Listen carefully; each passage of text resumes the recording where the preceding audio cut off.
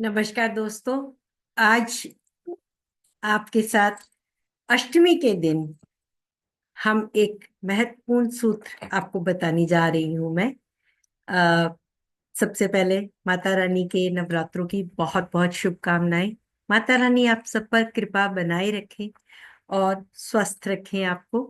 माता रानी के आज के नवरात्रे के दिन एक जो बहुत ज्यादा क्वेरी आती है मेरे पास कि कंपटीशन में विजय दिलाने वाला सूत्र मैं शेयर करूं, या आप जॉब में इंटरव्यू देने जा रहे हैं, आप किसी ऐसी जगह कंपटीशन में जा रहे हैं जहां आपको जीत चाहिए, आपने कोई एग्जाम दिया है, उसके क्लियर होने में ना होने में आपको देखना है कि वो होगा या नहीं होगा।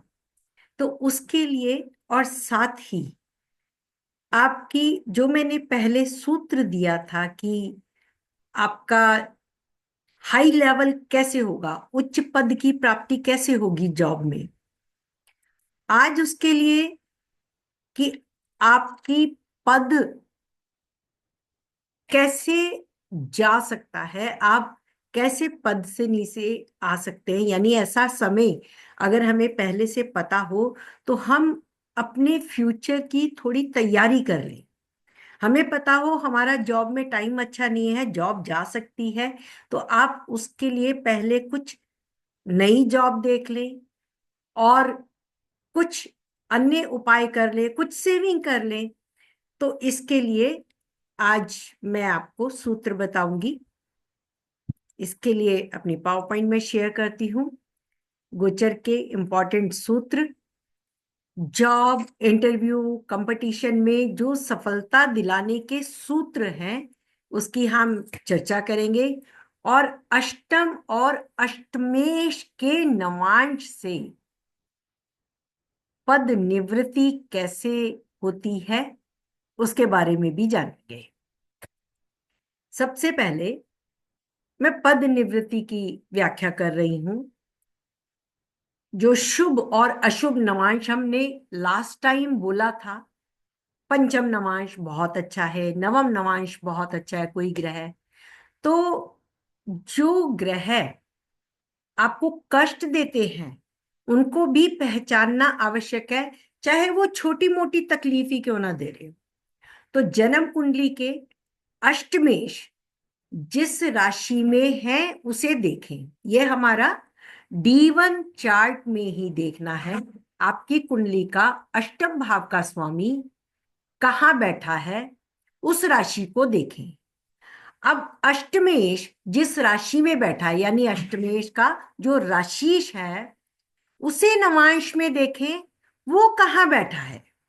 नवांश में जो राशि है उस राशि को उसकी जांच करें, और अष्टमेश का जो राशिश है उसकी जांच करें। यानी अष्टम भाव का स्वामी जिस राशि में गया उस राशि स्वामी को देखें, क्या वो बली है, या उसके राशि स्वामी को नवांश में देखे जिस राशि में गया, क्या वो बली है। इनमें से जो अधिक बली ग्रह है वह आपको अपनी दशा अंतर्दशा में तकलीफ दे सकता है। वो वहां पर जो अधिक बली होगा वो परेशानी हो देगा, हालांकि आपको मजबूती भी दे सकता है अन्य अर्थों में, लेकिन हम यहां पर बात करेंगे अष्टमेश की, कौन अधिक बली है और कौन अधिक दुर्बल है।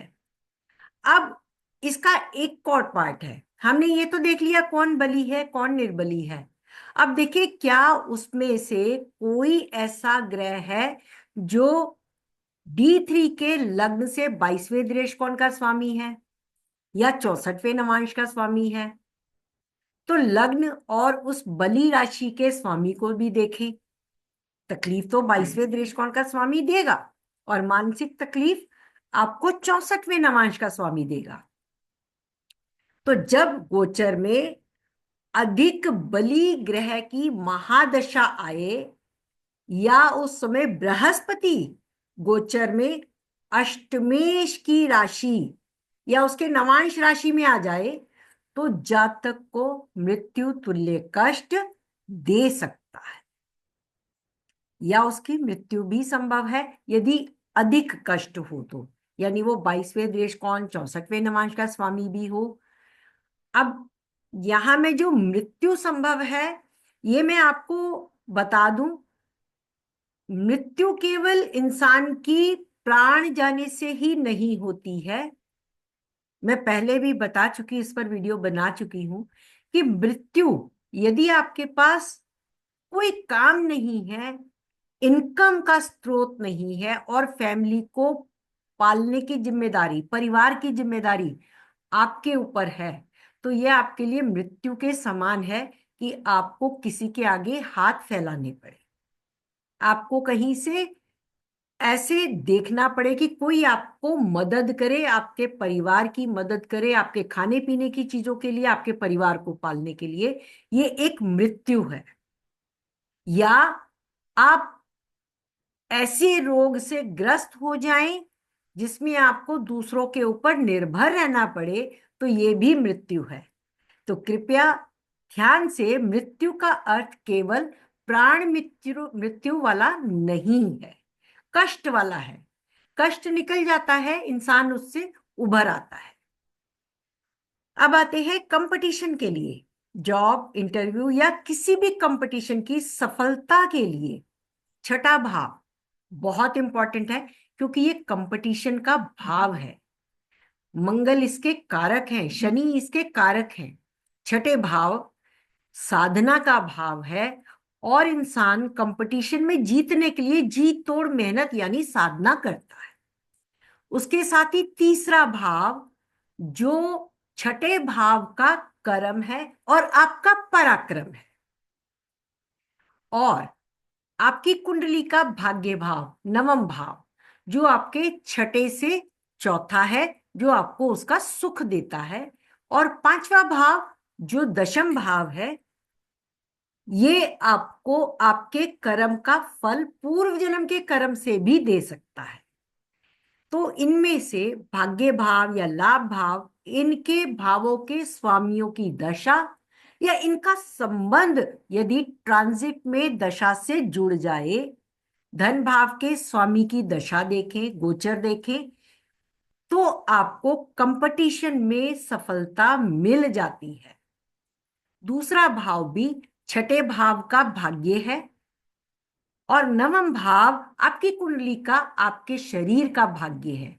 इनकी भी दशा हो, धन मिल रहा हो, तो बेशक कंपटीशन में उतनी सक्सेस ना मिले, लेकिन धन प्राप्ति हो जाती है, अवार्ड मिल जाता है। तो आज हम इसी के उपलक्ष्य में, कंपटीशन में, आप कोई भी कंपटीशन में हो, छठा भाव अवश्य देखें।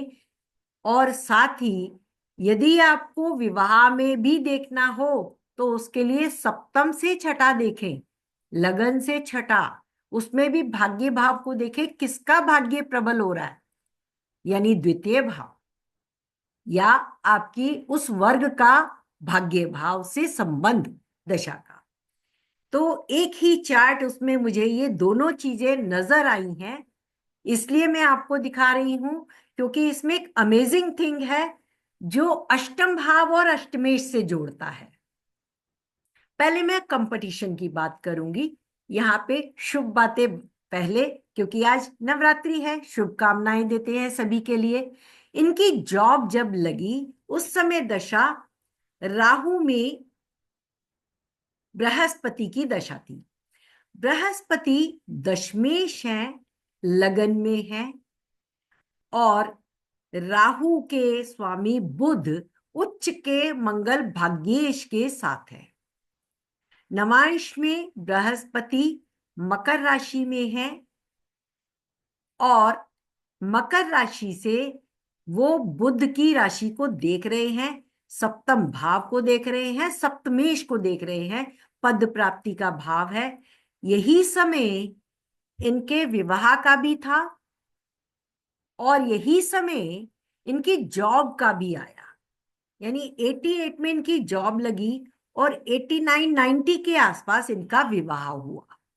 तो यहाँ पे हम देखें, राहु में जुपिटर की जब दशा थी उस समय बृहस्पति मेष राशि से, ये छठे भाव से नवम है, मेष राशि से छठे भाव को देख रहे थे और साथ ही दशम भाव को दृष्ट कर रहे थे, यानी दशमेश की दशा साथ में जुड़ गई जिसे राहु देख भी रहा है।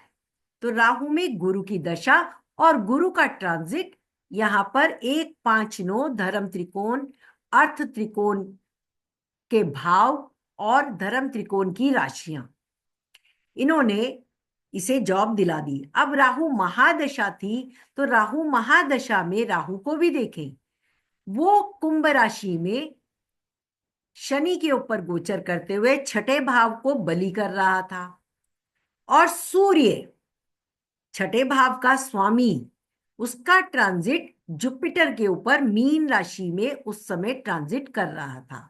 मार्च अप्रैल 88, ये टाइम इनके पहली जॉब का था और गवर्नमेंट जॉब इन्हें उस समय मिली। थोड़े से प्रयास करने से ही इन्हें अच्छी गवर्नमेंट जॉब मिल गई। तो ये ट्रांजिट का समय, आपके कंपटीशन का समय, चाहे राहु की दशा है, लेकिन यहाँ पे ट्रांजिट महादशा अंतरदशा नाथ ने मिलकर ट्रांजिट में समय आया छठे भाव का स्वामी बृहस्पति के ऊपर। बृहस्पति जो दशमेश की राशि जो थी, बृहस्पति वो उच्च के मंगल की राशि में मंगल से दृष्ट, और उस समय मंगल भी उच्च का गोचर हो रहा था, यानी मंगल बृहस्पति को देख रहा था। बृहस्पति मंगल की धन भाव की राशि, धन आने की दशा, और शनि का गोचर उस समय धनु राशि में ही था। आप देखिए कैसे सभी प्लैनेट अपना वर्क कर रहे थे।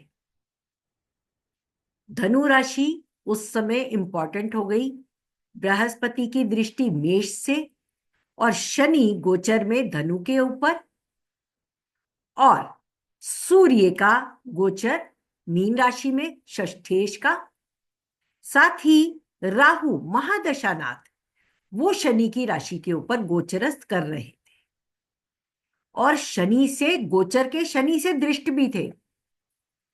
तो डबल शनि का इंपैक्ट और अधिक हो गया। जो शनि नवांश में उच्च के हैं शुक्र की राशि में, तो यहां पर इनकी जॉब बहुत थोड़े से एफर्टलेसली, मैं कहूंगी बहुत थोड़े से एफर्ट से इन्हें ये कंपटीशन में जीत हासिल हो गई।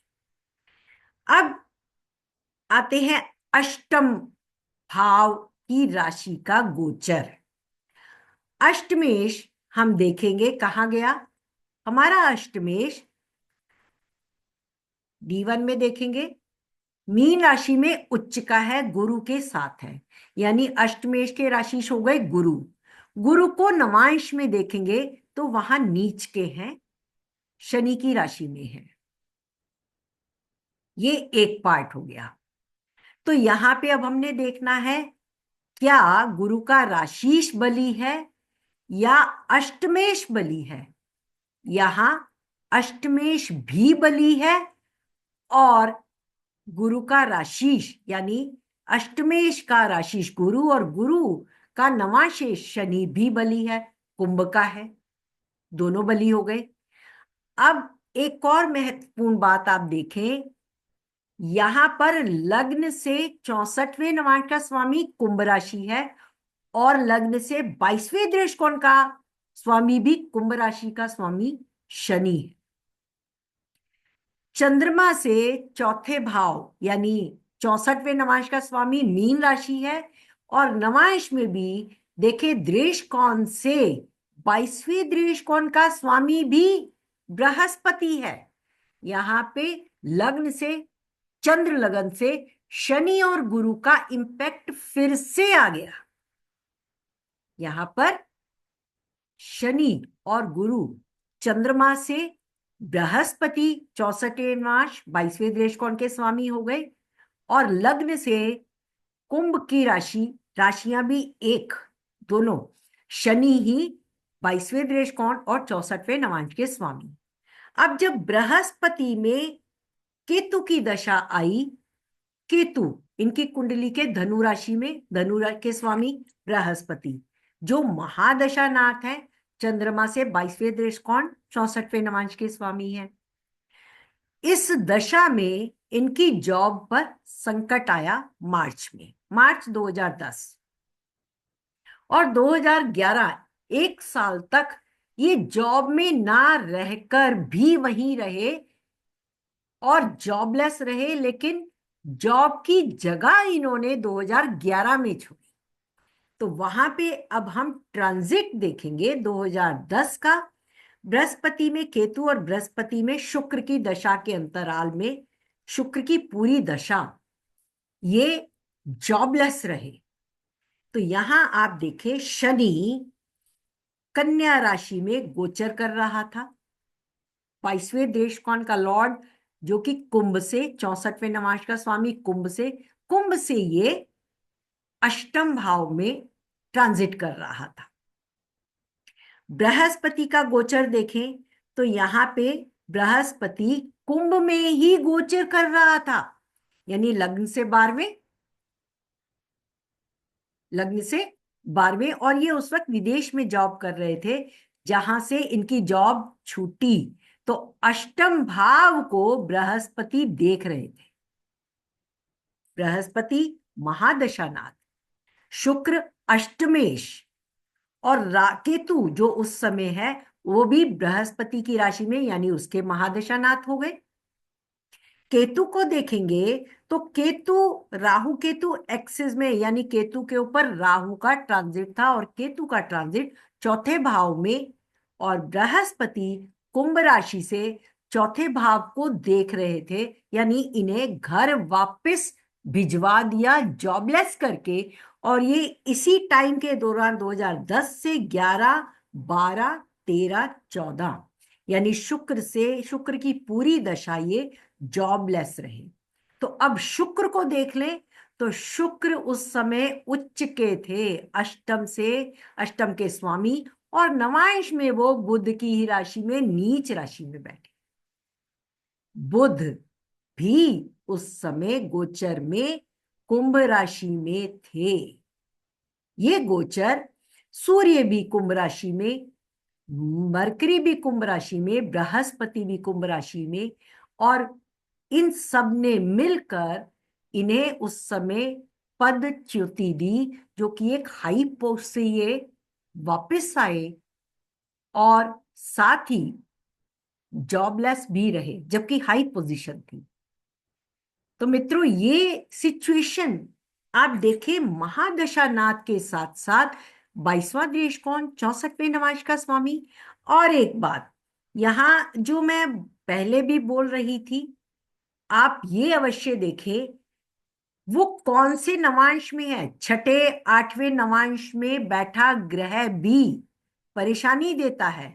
तो यहां शुक्र अगर हम देखें तो यहां से 6 डिग्री 59 मिनट, यानी 6:40 से ऊपर तीसरा नवांश, और जो 4 से तीसरा नीच राशि में हो गया, यानी अष्टम से 12वें भाव के नवांश में। आप इस चीज को गौर करिए, वहीं पर शनि का ट्रांजिट था। आपके 3, 6, 8, 12 के नवांश आपको कष्ट देते हैं।